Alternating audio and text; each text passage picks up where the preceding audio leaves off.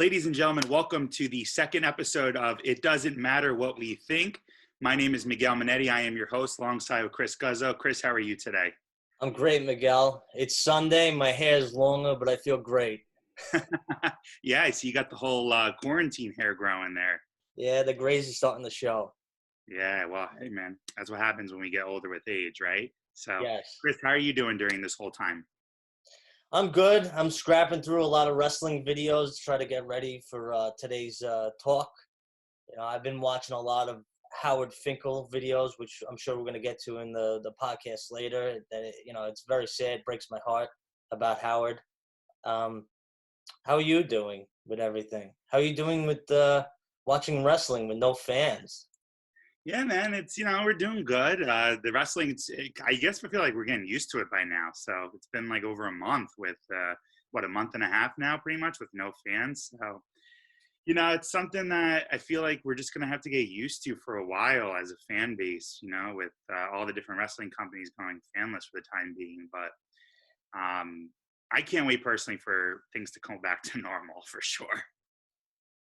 Well, things are certainly not normal. I went to go get a turkey yesterday to go cook it for today, and there was a line around the block a mile long with people with masks and gloves. But I could tell you what is back to normal, and that's WWE business. They have been made essential by the governor of Florida, Ron DeSantis.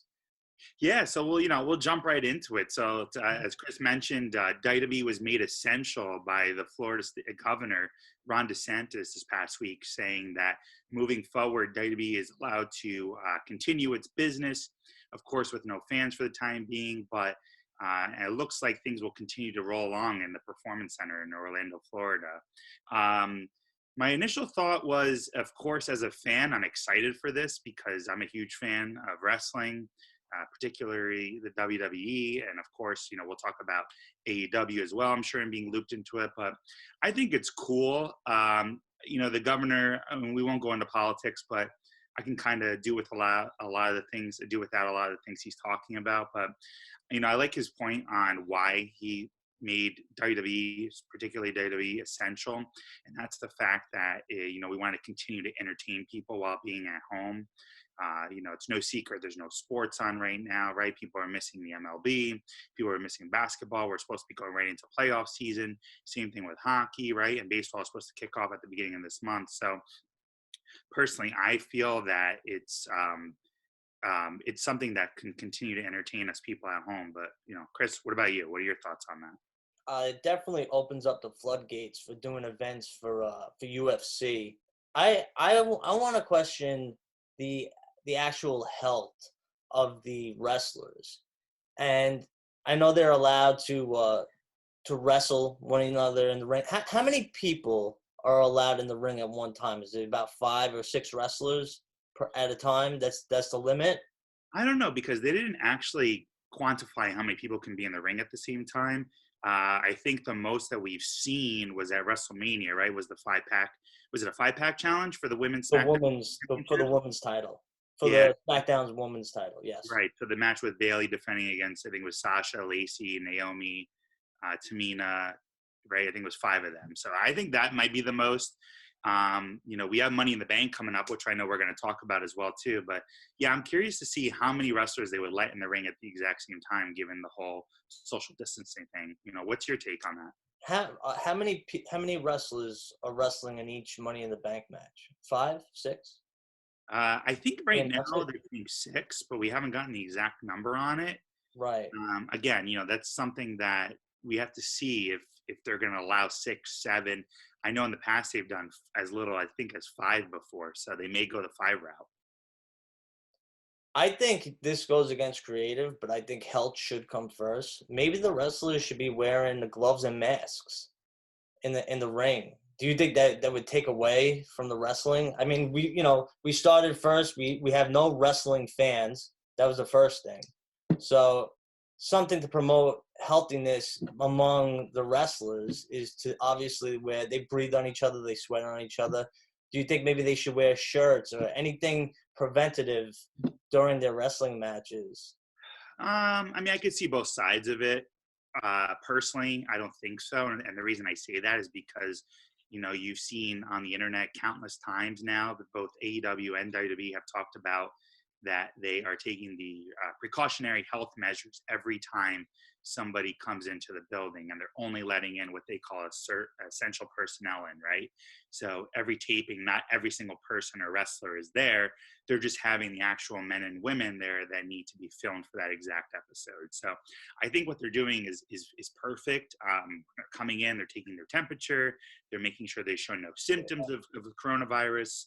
But yeah, I mean, I think if they started going the route with wearing masks and gloves, that kind of would just take away from the whole sports entertainment feel and the fantasy aspect of professional wrestling. That's something I would like to see personally. I found out that this week the first wrestler officially died from the coronavirus. His name is Black Demon, Roberto Minos Corio. I'm sorry if I butchered that name. He passed away on April 13th. He was 39 years old. Unfortunate. I don't know if he ever wrestled for WWE before. I think he was in Lucha Underground. Wow.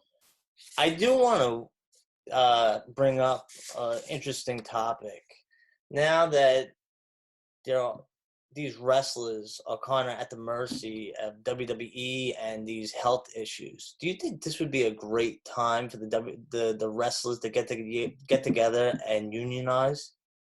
Yeah, I think that's something that a lot of people are talking about lately, right? Okay. Whether they form a union, whether it makes sense for them financially and to protect the interests of themselves, of course. I mean, I personally, I wouldn't care if they did. It would probably be a great idea. Will it ever happen? Probably not, and, again, that's going kind of into the whole political financial aspect of it. But, I think for the wrestlers, I'm sure they want it, right? And obviously I've never been a wrestler before, neither of us have, so we don't really know what they're going through with that. But I think personally, it would make sense to do so. But again, will it ever happen? Probably not. What I want to definitely talk about, though, right on the subject of whole, obviously everything that's going on in the world is this past week, I think it was on Wednesday, WWE furloughed / laid off a ton of employees that we saw. They furloughed their entire backstage production team when it comes to their producers. So guys like Kurt Angle, Fit Finley, who had been there for many years, a lot of former wrestlers who the WWE has historically taken care of to make sure that they keep them on the payroll, that they have them and use their influence to train new wrestlers. All of those people have been furloughed for the time being, while they've actually laid off and terminated a lot of contracts with a lot of current talent, most notably Gallows and Anderson from the OC. So, Chris, I want to hear your immediate thoughts on that. So just to be precise, it was actually 38 wrestlers that were laid off. And along with those were also producers and other backstage talent. So I found that I did a little research and I found out that WWE wrestlers from the main roster that were released, they got a 90-day non-compete clause. And the NXT superstars got a 30-day non-compete clause. So some of them will be brought back. Unfortunately, others won't. Some of them are not even allowed to go to other promotions like AEW or New Japan. I don't even know if AEW would even be taking new talent right now under their circumstances. And you got to think about their financial conditions, under this whole terrible crisis. I don't want to go too off topic, but AEW is based on the gate. There's no gate. Merchandise sales are down. It said, according to Dave Meltzer's more research that I did, it said that WWE is saving around $703,000 per month from all the cuts. So they cut all these people, and besides cutting them, they had a shareholders meeting where they gave out. They announced that they were giving 12 cents per share of out as a dividend. So this is about $9.4 million given out to shareholders. And then, according to another article from bleedingcool.com, Vince McMahon himself would be entitled to roughly $3.5 million of the base of his last known shared totals. This money to Vince McMahon alone could have funded the layoff staff for over 5 months. So if he didn't give out these dividends, this money that was given out as dividends to the shareholders could have been kept to keep these people on staff. Now, I know that they need to trim the fat, and every year they've cut people right after WrestleMania season. That's like the slash season for WWE. And, many of them were not essential employees, I guess, for creative. Maybe I'm trying to think. Rusev, he was my favorite, and he's Yeah. gone, unfortunately. But basically, they cut a lot of the fat to save money. So So I mean, I saw just last thing. Kurt Hawkins, his wife is like 30 weeks pregnant. It's horrible that Vince McMahon is a businessman and he has to answer to shareholders, and it is a business at the end of the day. But you got to think of how this is affecting these wrestlers. right. Well, so as far as whether it was the right move or not, what do you think? Do you think it was? I think they should have kept Rusev as a fan. Yeah. Yeah, I agree. I think, for sure that someone like Rusev, who has been there for a while, he has been on television, right? He's someone that was entrenched in the whole Lana and Bobby Lashley storyline. To me, that one was probably the most surprising. But I'd also say if that was 1A was Gallows and Anderson, right? We just saw them on WrestleMania. They were a big part of the Boneyard match with AJ Styles and The Undertaker. So to see the OC, right, 2 out of the 3 members of the OC terminated, 2 weeks after WrestleMania was a little bit surprising. Some of the other notable names that were terminated as well, too. Deonna Purrazzo, who has been on Raw the last couple of weeks. Zack Ryder had been with the company 13 years, right? So, of course, it's always unfortunate to see people lose their jobs. And, of course, I don't ever want to see anyone lose their job. But I'm curious to see if any of them will go over to AEW versus any of them that will maybe go into the more of the independent side of things, whether it's Ring of Honor, New Japan. I'd like to think that someone like Zack Ryder, he's close friends with Cody Rhodes. So if anyone has a good enough shot to get to AEW, I think it's Ryder himself. On television, it looks like AEW is running with a lot of steam and that they want to grab as much talent as they can. They have this great deal with TNT every Wednesday night, TNT Dynamite with Tony. I forgot his last name, the owner of AEW. Tony Khan. But you really got to question what's going on behind the scenes. And I really wonder, is AEW going to cut any of their guys before acquiring more people from WWE and possible star power? They can cut the fat too. Yeah, I agree. Absolutely. No one planned for obviously what's going on in the world to happen, right? AEW's only been in existence for about 6 months now. They're trying to catch a lot of steam, right? Their ratings are continuing to go up week after week. And then obviously the whole coronavirus issue goes down. So it's interesting to see if any of them will come over now to AEW. And more importantly, will AEW cut any of the fat like it's done, like the WWE has just done? Usually, these wrestlers that have been going to AEW, but they've their main gripe has been that they've given bad creative in WWE. They haven't been given a chance to take the reins of their character, and they're able to go to AEW and not do a scripted promo. They could do it off the cuff. The only one I think would not benefit from going to AEW would be Rusev. They can't use that gimmick Rusev Day anymore unless they change it around. It was he was perfect fit for WWE and nowhere else. At least that gimmick, and we'll never see it again unless they change it. They could change it to Rusev Night. Cody Rhodes he's the American Nightmare. They could put Rusev with him, Rusev Night, but it's not the same. It's a vintage WWE gimmick.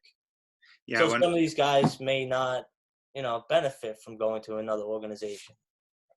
I wonder if Rusev will use his real name, which is like Miro. I mean, I can't even say his last name, to be honest with you. So, but it'll be interesting to see if they use his real name in AEW or not. Right. So yeah, definitely want to talk about that, continue our discussion on that, and then kind of transition to our next topic here, which is around Money in the Bank, right? So actually, before we talk about Money in the Bank, did want to touch one more thing on AEW. So, what are your thoughts on AEW using wrestlers in the audience as fans, right? To kind of give it that little bit of an atmosphere of there's a live crowd there, there's some noises, right, during the matches. I'll give my thoughts on that, but I want you to go first. I think visually it's much more interesting, and it makes me pay attention to the match more. I've been trying for weeks now since this coronavirus has hit.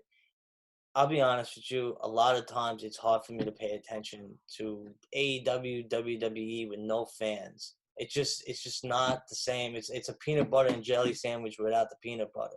It just sometimes doesn't work for me. And I feel like AEW is making the best out of a horrible situation. Like the WWE is making best out of a horrible situation by making matches that are cinematic, which we'll talk about after. But going back to having the wrestlers around the ring, what makes it interesting is I wonder if this is going to catapult WWE to do the same thing. They have a lot of times the factions around the ring, like the Inner Circle or the Best Friends coming out, or just different wrestlers coming out together. And I wonder if there's going to be a rise of new factions coming in the future. It would be a great way for WWE to put 4 or 5 guys together and then have them come out and have the match mean something to the guys who are watching it. It's just a different form of storytelling that they could do now that they don't have any fans. And I loved factions, the DX, the Nation of Domination, all the Attitude, the Odysseys. Remember them? Yeah. NWO. I could go on and on. Yeah, I think with the whole crowd, participation, right, and having wrestlers come out in AEW, I know a lot of people are upset about it, and I could see that on social media. But personally, I agree with you. I think it's pretty cool to kind of get that feel like there's people in attendance, and if the match spills out to the outside, right, you can smash the guy's head on the guardrail, and somebody's kind of hovered over, right, just like if it was a real fan. So it feels like a gang war, which is great. Right. That's what it feels like. It feels like, like a rumble in the Bronx where 7, 8 guys are surrounding you, like those old Chuck Norris or, like the old Chuck Norris or Arnold Schwarzenegger or Steven Seagal movies where they all surround you and they're starting to fight. It just brings and adds something to the match. Makes it more meaningful. So, more to come on that. We'll see if WWE ever decides to do that. So far, they've kind of kept their own thing, which is nobody around ringside unless they're a valet or a tag team partner. But who knows? Maybe that could be changing as well. Do they have any factions that are coming up, uprising, like from NXT or WWE, that you see potential of having a cool faction? I mean, not since Seth Rollins and his Messiah, right? So, right. Which is interesting because, and we don't really have to go too off topic on this, but you haven't seen Seth with Buddy Murphy and AOP in a while. And I know the one member of AOP was hurt, but even so, and I forget which one got hurt, but the other one and Buddy Murphy, right, or now he's just known as Murphy, they're no longer coming ringside with Seth Rollins when he's cutting a promo or he has a match. At WrestleMania when it was against Kevin Owens, right? Seth Rollins came out by himself. He didn't come out with any help. So interesting to see if maybe they've kind of dissolved that faction because of everything that's going on right now. Or maybe it's because one of the members of the AOP is currently hurt. So I don't know. I'm not sure about that. Did want to touch on big topic this week, right? They announced just 2 nights ago on Friday night that Money in the Bank, the 2 Money in the Bank ladder matches, one for the men and one for the women, will actually take place this year for the first time ever at WWE headquarters in Stamford, Connecticut. So the way it looks like it's going to go down is the briefcase is going to be on the roof of WWE headquarters. All the wrestlers will start on ground zero, or floor one, as we call it, in a headquarter building, and they'll have to either go in the elevator or take the stairs all the way upstairs to grab the briefcase. So I definitely want to get your thoughts on that. I'll start first. I think this is an excellent idea. I think it's something that's completely outside the box thinking. Obviously, during these times where they have to be a little bit more creative, where there's no fans in attendance, I love the idea of doing something different. I love the idea of getting fans anticipated for it. I talked to a few of my friends in a group chat that we have. They said it was pretty cool to see something different go on, where it's going to be at WWE headquarters in a corporate building. And I think the briefcase is just going to be laying on the roof somewhere, and they just have to climb upstairs and be the first one to grab it. So I think it's something that's pretty cool. Chris, your thoughts on that? Just to add on what you were saying, I actually did see leaked photos, and they have a wrestling ring set up on the top of the roof. So what's going to happen, I'm assuming, is that they're going to start from the first floor. They're going to fight and work their way up, kind of like the Edge and Randy Orton match, which everybody disliked, ironically. I loved it. They're going to go up, and then when they get to the top of the roof, it's going to be a normal ladder match. I love the idea that they keep thinking outside the box, and like, this is such a great opportunity for this type of wrestling, this type of cinematic wrestling, like the Boneyard match or like the Bray Wyatt match.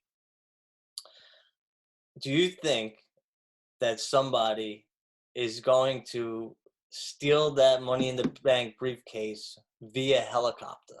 What do you think? That would be pretty cool, actually, right? I could see it happening. Yeah. I mean, what if, like, I don't even know who it would be, but if one of them were just to come in the helicopter, touchdown, and then grab the briefcase, yeah, I think that's something that can definitely happen. Who would you want to do that? I could see Ronda Rousey doing that.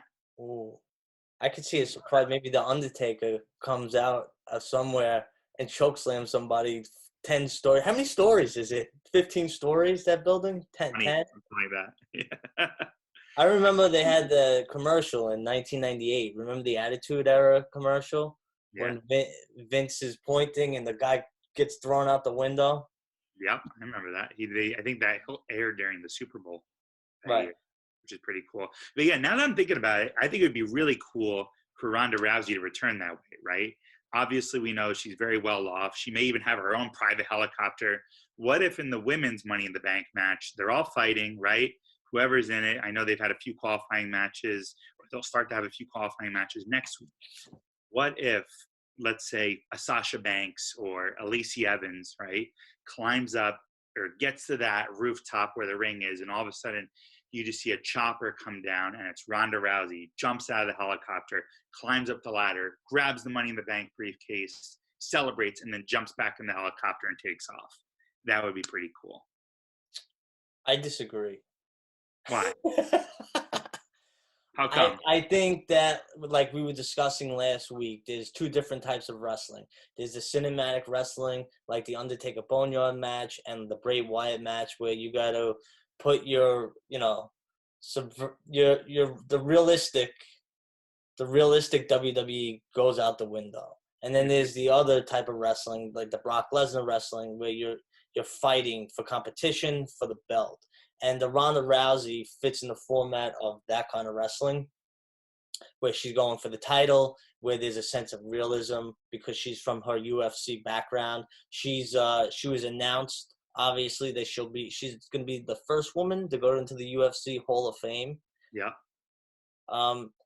It would be entertaining if she grabbed the briefcase and then Booker T pushed her off of the helicopter and into a pool.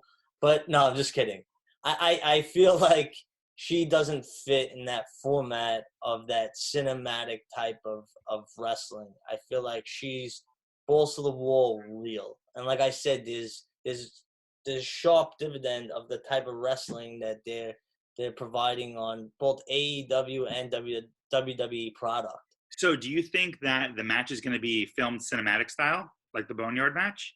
I do, and I have an opinion on matches today, and I guess this was inspired. I was listening to 83 Weeks with Eric Bischoff, and he was talking about the six-sided ring for TNA back years ago when he was with Hogan in 2010 in TNA, and he was saying they did the ring just for the fact of doing the ring because it looked cool, and that made me think of this match. Is they're doing this match because it's just a fact of doing a match because it's cool and it's never done before. But they never really pump a story behind the match. Even if it's like, why are they going to WWE headquarters? There's no meaning driving behind the match. And some people like the match just because it's cool and it's innovative. But for me personally, especially if it's something that's not competitive, like a Ronda Rousey or a Brock Lesnar match going for that kind of title, I feel like with the cinematic matches, there should be story structure behind it of why they got to get to that point. Yeah, but I think the Money in the Bank match sells itself, right? So, I'll disagree with your comment about Money in the Bank because I think that's one of the matches, maybe not as big as the Royal Rumble, right? The Royal Rumble is probably the most anticipated match that there is, but I'd say Money in the Bank is probably the second most anticipated at this point. I know a lot of people look forward to it. They had the annual event. It started at WrestleMania about a decade ago, about more than a decade ago. It's probably been about 15 years now. But I think that's one of the matches that doesn't really need a backstory, right? I like the fact that Raw and SmackDown are doing qualifying matches. They make the match mean a little bit more than just saying, hey, here are the 7 wrestlers for the men. Here are the 7 wrestlers for the women that are going to go in there. I like that they have to compete to win the match, to qualify, to get a chance at Money in the Bank. But I think what the most anticipated part of the Money in the Bank match is the end result, right? So the person that grabs the briefcase has 1 full year to cash in at any given time. Right. Is this match in Vince McMahon's subconscious as symbolism to now climb the corporate ladder because all the other wrestlers are gone and fired? Maybe they put 2 and 2 together, or maybe that's just me who thinks crazy. Could be. Could be. I want to get your take on Ronda Rousey, right? I know we talked about it last week, but a new development, a new twist in the story came apart this past week where, first and foremost, I think it was on Monday, Nia Jax tweeted, well, I think kind of backtracking before that, Ronda Rousey expanded upon her thoughts saying, if you feel that UFC fights, or if you're putting them in the same category, or MMA fights with professional wrestling fights and you don't know anything, it's disrespectful to real fighters out there, blah, blah, blah. Basically insinuating that real fighters work a lot harder than professional wrestlers. Nia Jax took that comment, right? And on social media, she tweeted, I will show Ronda Rousey, basically I'm paraphrasing here, let me show Ronda Rousey a thing or two. Even if WWE instructed me to let her win if she were to come back, I would still beat the hell out of her because she couldn't beat me in a real fight anyway. So that all transpired on WWE Backstage this past Tuesday, and I think CM Punk and Booker T were kind of talking about it, whether they thought it was something that was a shoot or if it was a work, right, whether it's real or fixed. But I want to get your thoughts on that. Do you think, first and foremost, that this is part of a storyline, or do you think these are Ronda's real comments? Are we allowed to curse on this podcast? Sure, why not? All right. Well, she called the fans, Ronda Rousey, and I quote, fucking ungrateful fans. And, I used to joke about that last year when she was building up for WrestleMania 35. And I thought she was amazing. She brought new viewers to WWE. She didn't deserve to get booed by the WWE. She got rejected by the WWE audience. Right. And a lot of wrestlers are professional and they know how to work the crowd. But I sincerely believe that she was really hurt and bothered, thinking that she was coming in as the hero and the fans rejected her. And I think that is, besides calling wrestling fake, calling the girls fake, this is fake wrestling, and disrespecting everybody else, I think that is the underlying cause of why she didn't come back and why she's so bitter with the WWE universe, because they turned on her. So you think this is real then, huh? Yeah. I think that she has a legit gripe. I thought that when Nia Jax made the comment last week, I felt like that was a work. as an opportunity to bring her back.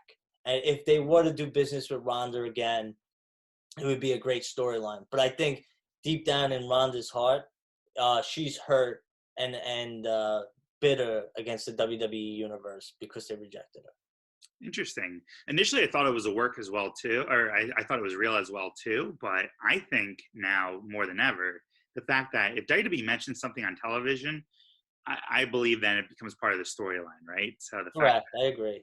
yeah. So the fact that it took Ronda's comments, they kind of bleeped out the curse words on there, but they showed what she was talking about. Then to show Nia's rebuttal, that tells me this is all a work. So I'm hoping this leads to a showdown at SummerSlam. I know we talked about this last week. I'd love to see the 4 horsewomen of MMA versus the 4 horsewomen of WWE go on a 4-on-4 match. There's your faction right there. They could circle the ring like AEW. There you go. I think this is a perfect example of art imitating reality. And think about it, like over all different storylines and different storylines in WWE, the best ones, the best rivalries were the ones that were real, or had a sense of realism to it.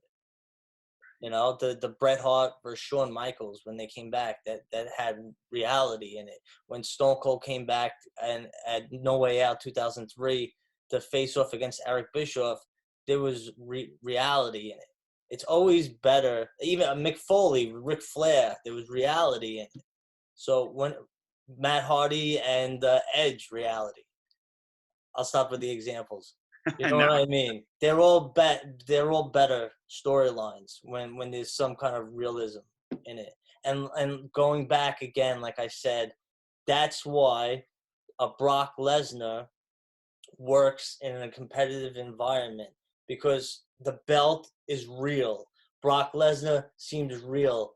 People think that this guy might actually kill the other wrestler in the ring. If it's a work or it's a shoot, they're actually scared. He gives that what if factor.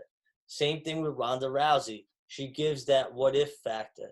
If you put that other nut job from UFC, what's his name, Conor McGregor, in the ring, you would be legit afraid. If he fought Daniel Bryan at WrestleMania, is he going to go with the script or is he going to rip his head off?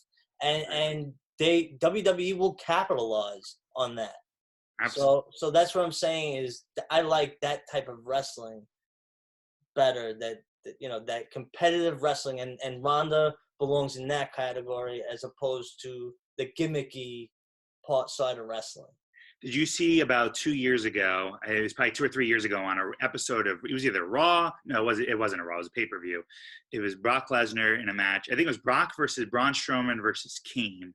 And Braun Strowman elbows Brock Lesnar legitimately in the face, right? And Brock, you could just see how red he got because, I think it's been known that Brock does not like to get punched in the face or he doesn't like to get hit. He tagged Braun so hard with that shot that Braun went flying. Right. Did you see that? Yeah, he punched him. Yeah. So I think, I think your point's valid on that, right? That a lot of times with guys like Brock Lesnar and Ronda Rousey, you never know, are they going to go off script, right? They're legitimate fighters. They're prize fighting champions.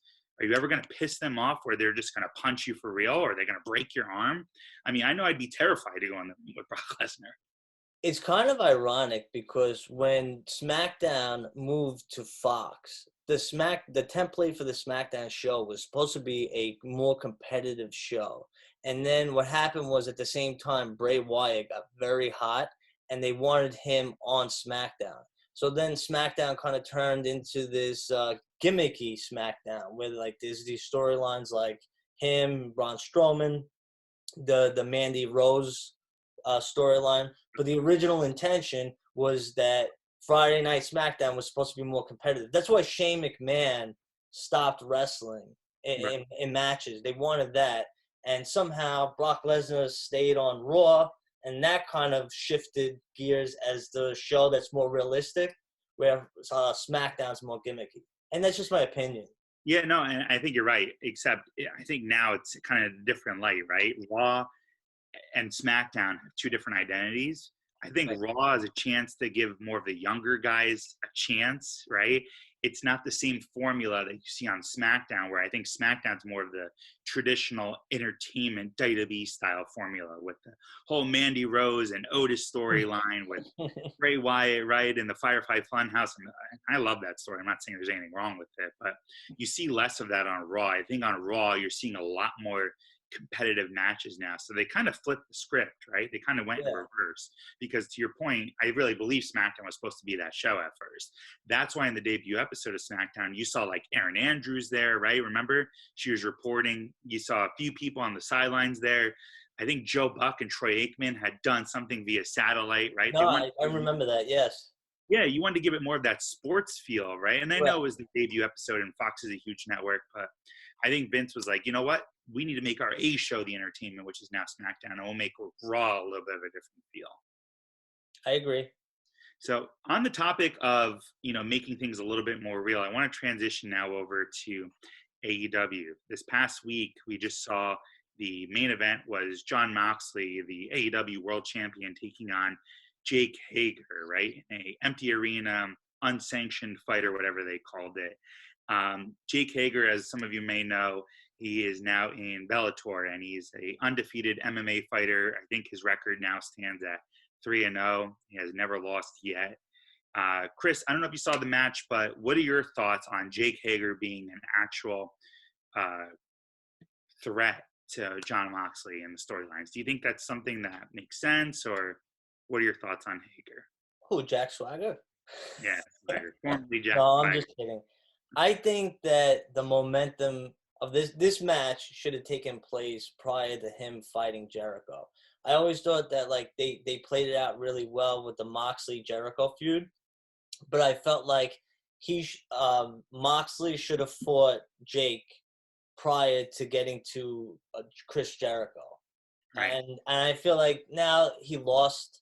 He lost in a hardcore. It was a hardcore match, street fight. He got DDT'd right on the steel chair, and he lost. Yeah. Well, they cut his legs out now. So I feel like now he lost. He's defeated. He looks weak. And where are we gonna go with this? You know, even in the last pay per view when he fought Dustin Reynolds, he had his wife there in the audience, and it didn't fit with the persona of this big tough guy. Of what is this guy gonna do? I loved the fact that they didn't make him talk at all. He was this big Arn Anderson enforcer guy, this scary guy. Like sometimes less is more. Right. And then when they kept trying to do stuff with him, I feel like it got ruined. And even that match back then with Dustin Reynolds, I think that his wrestling abilities need to get better. I don't think he's that good of a wrestler. Who, Hager? Hager, I don't. Yeah, he doesn't excite me. Just I don't know. What do you think? Yeah, I think from a performance standpoint, I agree. He doesn't have a lot of charisma. I mean, I think he's a hell of a wrestler, right? He's a collegiate former NCAA wrestler, but as far as transitioning that into professional wrestling, he doesn't have what Brock Lesnar has, right? There's no question about that, right? You know what that is? Intensity. Right. He doesn't have the intensity. He doesn't have the charisma. I mean, believe it or not, Brock Lesnar has charisma without even saying anything, right? Yes. He just bleeds natural charisma. And part of it's having someone like Paul Heyman there, right, to help manage him and speak on his behalf. But Lesnar's a legitimate threat. Even before he went to the UFC, Brock Lesnar was a legitimate animal. And when you would watch his matches, I remember watching when he was on SmackDown against Kurt Angle, and he took on The Undertaker, and he took on a young John Cena. You always thought, man, this guy is a monster. And WWE and AEW so far have not been able to do that same thing with Swagger, aka Jake Hager. I don't know if they ever will. When they did this segment before the last pay-per-view, when Moxley got his eye taken out by the point on Jericho's jacket, I thought that was a perfect opportunity. Instead of stabbing him in the eye, they could have handcuffed him backstage, and they could have just made Swagger or whatever, Jake Hager, just spear him as punishment. They could have really showed how dangerous that this guy is just from his bare hands, and they didn't use him properly. and now I feel like he's. I don't know. Maybe they'll do something cool to bring him back up, but I feel like he's a bit disappointing from wrestling, charisma, and storyline wise. All three. Yeah, I agree. On the other hand, though, I thought it was pretty cool, and I always loved Jericho. He's one of my favorites. But I love the video he did this past week, where being at his house, and he's just continuing that storyline with the Broken Matt Hardy character that's going on, and I love the fact that he's using his 4 dogs that he has as part of his security, which I thought was pretty cool. Jericho is a natural, right? And kind of tie it all in, the fact that Hager's part of Jericho's inner circle, you would think that he would kind of learn the ropes a little bit and get more of that charisma. But again, I just don't think that Hager has that in him. I don't think he has that ability to be a top star. And I think that's the problem when he was in WWE as well. They gave him the Money in the Bank, right? They gave him the chance to cash in. Twice, right? Right, 2 title runs. The first one was on Jericho, actually, I think, if I remember correctly. He cashed in on Chris Jericho right after WrestleMania, the year that he won. They gave him a chance to be champion, but it kind of just fizzled by the wayside with that. Hager can't hang. Yeah, so I want to get your thoughts. I also announced this past week on AEW that they're going to be coming up with a tournament to crown the first ever TNT champion. Now, this is the modern day TV title, right? They're calling it the TNT Championship, obviously, because they're on the TNT, the Turner Network there. Personally, I think this is a pretty cool idea. I love the fact that they're having wrestlers. I always loved tournaments. I always did. I think back to the Gold Rush tournament that WWE had when Edge first got his claim to fame when he became WWE champion for the first time. I love the fact when they have a tournament where it's something competitive, where you have 8 or 16 guys go compete for a chance to become champion. I think it creates a lot more credibility in that aspect. What is the purpose of this belt? Exactly. Is it only being defended on TV and not?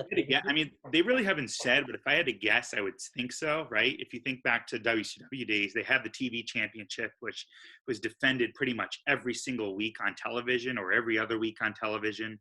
I'd have to think that the TV title, right, or the TNT title, as they're going to call it, is going to be the championship that's defended every single week on television. It's probably their version of the Intercontinental / United States Championship, right, where it's good to make one of their mid-card champions shine, one of their mid-card guys shine, to get them up in the ranks, to get them moving and more television exposure. I think that, and they might be going a different direction, but I think this is being used to catapult Lance Archer to fight Jon Moxley, because right now this looks like the perfect bad guy with Jake the Snake Roberts behind him. Yeah, that's a great rivalry. Yeah, I like so far what they're doing with Archer, right? I like the fact that they kind of do these vignettes outside, the kind of more of the cinematic style. Then he came into the ring, decimated, I forget who he took on, but he came in and decimated the guy. He's been taken out. He's a big, bad bruiser type of guy, and I think he's a great challenger for Jon Moxley for sure. I agree. Who should be the TV champion? Just throw a name out there if you had to guess. Him. Him? Yeah. Oh, you want him to win the title? That's what I'm saying. And I'm saying that he should win the title, and this would give him a push so he could go fight Moxley. It might not, because maybe they need a champion to defend if he wins that championship and then goes fights Moxley, he's kind of going for the main title. So they kind of need somebody who's mid-card who's going to defend that title. So, I mean, pick your poison, or how you like your wrestling. You know who I could see winning the TV title? I don't even know if he's in the tournament, honestly. I don't think they've unveiled the whole bracket yet, but I think Orange Cassidy should win. I think the guy is the most over guy, one of the most over guys in AEW. When I was on the cruise, when I was on the Jericho cruise, I mean, a lot of people there were excited and pumped to see Orange Cassidy, right? This guy, I didn't get it at first, but I kind of get it now. I mean, he's just this cool guy where people want to dress up and be like him. I mean, if they had to go with somebody, I think he's the perfect foil to be the TV champion for AEW. What happened to Hangman Page? I haven't seen him. Has he just not been on because of the quarantine? I don't know. That's a good point. I haven't seen him on either. I know they were doing the whole thing with what it was Hangman Page and just the whole drinking problem that he had, right? And Yeah, yeah. kind of cost Kenny Omega and himself the tag titles at the last pay-per-view at Revolution. No, they won the tag Oh, titles won the against tag the titles. Young Bucks. It was that was like a 6-star match. Dave Meltzer gave it a 6-star match. It was an amazing match, and they came off of that match with so much momentum. Every wrestler was upgraded from that match, being after that match, and we really haven't seen him since. But then the coronavirus hit shortly after that pay-per-view. It killed a lot of the momentum in AEW and the storylines that were really good. Yeah, it's unfortunate. I think the timing. I think the pay-per-view took place on like February 28th, and 2 weeks later, people were quarantined in their homes. Right. It kind of sucks to see, but hopefully, once things get back to normal, AEW, I'd love to see them pick up the speed, kind of where they left off. Speaking of people that haven't been mentioned, they took Roman Reigns' name off of SmackDown, and Vince refuses for anybody to mention him, the announcers or anybody like that. I don't know if they don't want false advertising, that people think that he's going to be on the show and he's not, or maybe it's just out of spite because he didn't make WrestleMania. I didn't read that. Wow. Yeah, I mean, I could see that for sure happening. I know on SmackDown they didn't talk about him, and they haven't talked about him the last couple of weeks. He's been off. I think I read that he's not coming back until things go back to somewhat normal, and I don't blame the guy. I mean, he's a cancer survivor, right? He has obviously a compromised health system, right, and an immune system. So I don't expect him to come back anytime soon. But I think it'd be pretty petty if Vince took him off because he's pissed off at what he did for WrestleMania. But never know with Vince. I definitely want to talk about something that happened this past week in the news, which was the passing of Howard Finkel.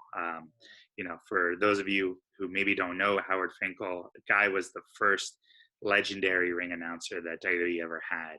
He called some of the most iconic matches in WWE history from, I think, the 1980s all the way to the mid-2000s. He called so many classics and was kind of most known for the way he would announce when somebody would win the new WWE championship, right? He would do, and new World Wrestling Federation heavyweight champion, and it just created so much excitement. I remember the couple times, and I'm a huge Triple H fan, the couple times that Triple H won the belt and he would announce them, and I would be jumping up and down with so much excitement. Same thing with Stone Cold Steve Austin, The Rock, The Undertaker, right? Hulk Hogan when he won in the late 80s, early 90s. He was just such an iconic part of WWE, and for him to pass away, it's just so sad, and I just feel so bad for his family. I agree. I'm going to miss the Fink myself. I loved him, bar none, the best WWE announcer that they've ever had. I wanted him for my wedding. I wanted to see how much it would cost to get the people when the bridesmaids and they would come out. He would do the announcement, but that's not going to happen. He started in MSG in 1977. WWE acquired him in 1980. So he was amazing, like you were mentioning. Whenever he said, "And the new WWF champion," I could remember when he announced Shawn Michaels at WrestleMania 12, or when Hogan beat Sergeant Slaughter at WrestleMania 7. Just so much charisma. I remember when CM Punk brought him out in 2011 and let him announce his name when Howard didn't work there anymore. I found out that technically his last announcing appearance was at WWE Raw 25, the 25th anniversary, which I was actually at the Barclays Center, but they pre-recorded his voice at the Manhattan Center, and then he left and went home because he had these conditions. I think that's what he died from. He had a serious stroke 2 years ago. And then The Undertaker later that night came back after a couple of months of being gone, and he was announced by Howard Finkel in the Manhattan Center. So technically, that was the last time that he announced for WWE. I was at the 2011 Survivor Series when CM Punk brought him out. That was at the Garden as well. I was there too. I forgot. That's where it was. Yeah, that was cool. That was awesome. Howard Finkel was in a lot of wrestling matches. I know there were gimmick matches. He was stripped down to his red underwear from I think Tori Wilson, Lillian Garcia, and Trish Stratus. Yeah, Uh, he had a feud with Lillian Garcia, which I thought was hilarious. he sided with Jericho at one point, and he fought Tony Schimmel. Remember Tony Schimmel? Is that how I'm saying his name? The other announcer for Raw, and then he was on SmackDown. So he had a lot of great moments. He announced the gimmick battle royal from WrestleMania 17. I remember that, and all the old timers came down. But there'll never be another announcer like that. Yeah, I agree. I mean, so many moments, right? Like you mentioned, when Austin beat Michaels, right, at WrestleMania 14 and won the championship. Uh, there's just so many. We can go all day and talk about Howard Finkel moments. And when he announced when a wrestler would win the match or win the new championship, become the WWE WWF champion, it was just that iconic voice. And I know Vince McMahon himself tweeted something out that he'll forever miss his first ever employee, Howard Finkel, and he'll surely be missed in the wrestling business, definitely. Yeah. So, so that pretty much wraps up this week, Chris. Before we kind of sign off here, maybe we'll kind of just quickly go on what's on your mind. What's something that you'd like to see in the upcoming weeks in the wrestling world? I need to see Braun Strowman cut a better promo than he has been. His promos are so rehearsed and contrived, it's sickening. There's nothing about it that says Braun Strowman. He says his catchphrase and he walks away. It was this week the promo with Bray Wyatt with the masks. All he said was get these fists or get these hands, and I didn't believe it. It was very boring. And one more thing I want to mention, I forgot this last week, is that it seems so fake that the WWE wrestlers use microphones when there's nobody in the audience. It takes me right out of it. Really? And I noticed that with Braun. It was last week too with the Nakamura. That was another awful promo in my opinion. He does not know how to cut a promo. Braun Strowman does not know how to cut a promo whatsoever. Maybe that's why he hasn't been champion all these years. Maybe it's because he hit Brock Lesnar in the head too hard by accident. I don't know, but he definitely needs to work on his promo skills. And Raw, they have to work on everything because to me is very boring. Watching Raw was like standing in the DMV this week. It was very hard. Well, it's 3 hours though. That's the problem, right? Raw is 3 hours. I couldn't even make it for 3 hours. I had the fast forward button. I still couldn't take it. No, I thought good, man. I thought it was. I think it's getting better, to be honest. I think WWE is definitely getting better by the weeks. I think this past week of SmackDown was the best episode they've done since they went with the no crowds, which is interesting. Again with SmackDown, right? Now, again, the New Day won the belts again. How many times are they going to win that tag team belt? The tag team belt is meaningless. It just bounces back and forth. He needs a heel run. That's what it's time for. Big E needs it's time for a heel run. He needs to take that belt and smash it right over Kofi's face. And maybe he will. The problem is Xavier Woods is still hurt, right? So they can't get him. That probably won't happen until at least Xavier Woods comes back. No, the problem is that they sell too much merchandise, so they don't want to break up the tag team of the New Day. It's all about money, isn't it? At the end of the day, it's a corporation. Makes the world go around, right? Is cash. Cash rules everything around me. Last thing, and then we can end it. You can end it. Did you see any of the episodes of the Big Show? I watched the first episode. Me and my wife watched it. It was pretty good, you know. It's fine. It's cute. Yeah. No, I can't watch it. But I heard it was number 3 on Netflix like a week ago when it premiered. It's like I'm trying to compare it to a show. I don't know. It's a kid show for sure. Yeah. Is it something like he walks to the door, he bumps his head, and the fake audience laughs? Is that how it goes? The soundtrack's there, right? The laugh track. Yeah. Gets old after a while. Right. So anyway, Chris, I want to thank you again for your time today. We will be back next Sunday. We're going to be doing this weekly, Oh talking yeah. about all topics wrestling. So definitely, tune in, and we'd love to see you guys continue to watch our show and give us the support. And we thank you greatly. So, Chris, thanks again for your time today, my friend, and I'll see you next week. Thank you, Miguel. Take care, bud.